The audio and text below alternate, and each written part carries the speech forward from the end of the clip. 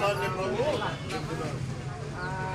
అందరూ బట్టి ఇక్కడ కీర్తనకారుడు కూడా ఏమంటా ఉన్నాడు అనమాట, యెహోవాను స్తుతించుట అంటూ ఎందుకు మంచిది అనేటువంటిది గమనించినప్పుడు 4వ వచనం లాస్ట్ వచ్చినాడు. ఎందుకనగా యెహోవా నీ కార్యము చేత నీవు నన్ను సంతోషపరుచుతున్నావు. కీర్తనకారుణ్ణి సంతోషపరుస్తూ వచ్చినాడు. ఆ కారణం బట్టి యెహోవాను స్తుతించుట మరి ఆ యొక్క గ్రహింపు లేకుండా మర్చిపోయామనుకోండి. అక్కడ కింద రాసినాడు అనమాట. 6వ వచనంలో రాసినాడు, పశుప్రాయులు వాటిని ఇక్కడ ఎంతో వర్షము అనుకూలంగా ఉంది అయినా కూడా దేవుని యొక్క నామములో కూడిగా మీరు పెట్టుకోవాలి. అంకుల్ గారు మీరు తప్పకుండా రండి.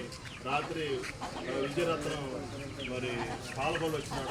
అన్నీ అంకుల్ గారు తప్పకుండా రండి, మా మిస్సెస్ వస్తూ ఉంది, వీటితోటి తప్పకుండా మీరు వాక్యం చెప్పాలి, మీరు చూసుకోవాలి అని చెప్పిన తర్వాత మేము ఏం చేసామంటే ప్రార్థన చేసాం.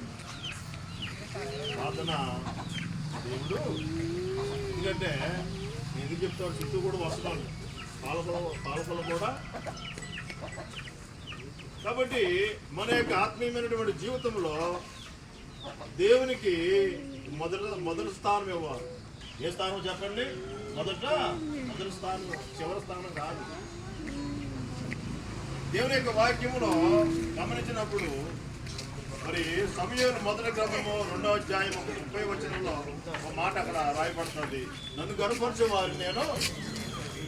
అంటే మన యొక్క ఆత్మీయమైనటువంటి జీవితంలో దేవుని ఏ రీతిగా కనపరచాలి అది మనం తెలుసుకోవాలి. ఇక్కడ 6వ వచనంలో రాయబడింది, పశుప్రాయులు వాటిని గమనించారండి.